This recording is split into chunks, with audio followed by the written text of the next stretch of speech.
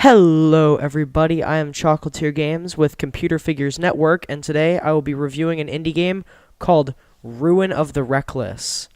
Ruin of the Reckless is a top-down roguelike explorer where you go through various floors in a massive dungeon fighting hordes and hordes of enemies whilst buying new equipment and getting orbs and other customizables to power up your character. The game does boast full controller support, but I don't recommend using this as it is much more difficult to use the controller, and I found myself having an easier time with the computer or the PC and mouse. So if you really enjoy controllers, you can give it a shot, but I personally thought the keyboard and mouse system was much easier.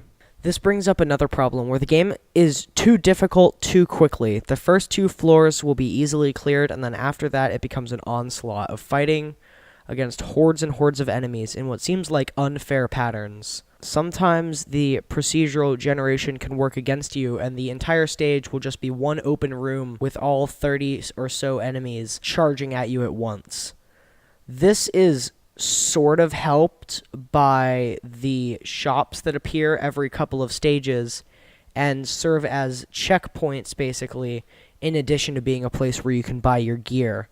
But that doesn't make up for it, and you will be dying a lot, and some of those deaths will feel to the fault of the world gen and not to the fault of you.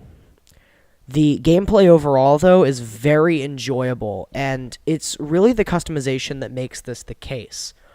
You can get orbs that will give you distinct power-ups, such as gaining 2 hearts every time you ascend a floor, or a fire pet that appears every time you ascend a floor. You can also get things like extra different boots that will affect your dashes, or you can get different weapons that'll affect your range and style of hitting. All of this is customizable, so you can really get the most refined gameplay for you, and it will become much easier once you get more gold and can start making choices on what you prefer. There are also different spell books for you to cast your spells, such as a fire spell that unleashes an onslaught of fireballs towards your enemies, or a lightning spell that clears all of the enemies around you in a large radius. These spells are pretty powerful, but you can run out of mana, so it really becomes a resource management game in that sense. The art style is awesome. This is extremely detailed pixel art, much more than the majority of indie games these days. And the color palette is very vibrant, making use of a variety of colors to make the world pop. The enemy designs are minimalistic, and that is what makes them so memorable. The slimes with the little masks are so simply designed, but so easy to remember that they become cute in their simplicity. The music follows suit, as it is very fast-paced and helps keep the action going over and over throughout the stages, and it doesn't feel like it's repeating too much, but that might be due to the fact that you're mostly focused on the gameplay. The game is pretty silly, and you will avoid being frustrated when the enemies make a little quip about how bad you were after you die. And that does make it a little bit better and soften the blow to make you a little bit less angry. The awesome sound effects really help keep it centered and focused around the action. It really feels like it has weight, and it really packs a punch in each hit.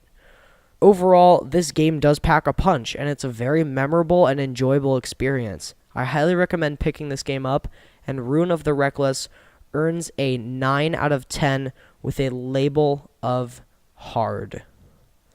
If you enjoyed this review and want to hear others like it, consider supporting me on Patreon, where for just $1 or more per month, you will receive bonus written and video reviews. That is patreon.com/chocolatiergames, and the link is in the description. Thank you for watching. If you enjoyed, leave a like, and I will see you in the next video. Bye-bye.